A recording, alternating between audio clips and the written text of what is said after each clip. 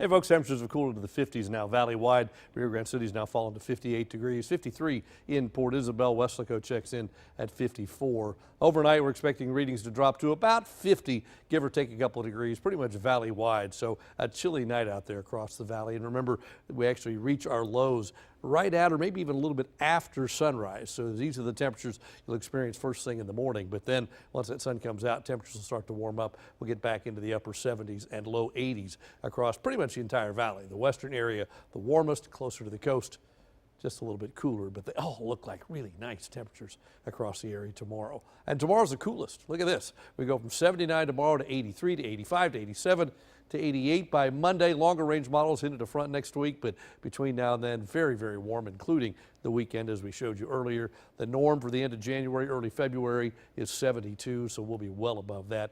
February going to start on just as warm a note as January is ending on.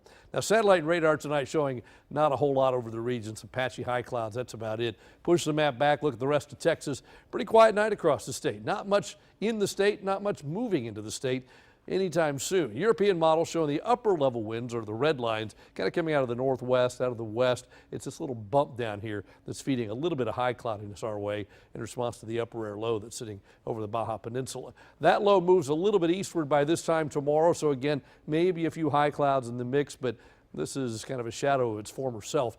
Last week we were looking at that being a pretty impressive system headed this way this week, and now doesn't look to be much as it sneaks nearby Wednesday. It might be enough to bring a few clouds in. Thursday it starts to move away, but now we've got a front on the map. Front's not going to get here, but instead the southeasterly wind will be kind of pulling Gulf moisture toward that front. Add moisture to the atmosphere, you could get a brief isolated, very isolated afternoon shower. That really goes for Thursday, Friday, and Saturday. But the cool air stays north. The front stalls, so we just stay warm all the way into and through the weekend. Next week, our next front looks like it may sideswipe us as it gets close early in the week, but notice the end cuts off before it gets here. The word warm not going away. So your rain chances, we see nothing the next couple of days. Maybe a 5% chance Thursday, Friday, Saturday. Not enough to ruin any outdoor plans. Anything that hits would be very brief and very light. Rest of the country, 46 in Jacksonville, Florida, 18 in Syracuse, New York. Kind of chilly in the upper Midwest, but again, for this time of year, not really out of line. So tonight, 50 for a low, mainly clear and rather chilly. Then tomorrow, back up to 79. A lot of sunshine, a little more humidity, a little bit of a breeze. Looks like a delightful day.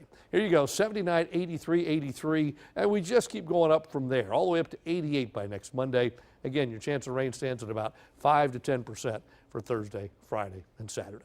That is your updated First Warn 5 forecast.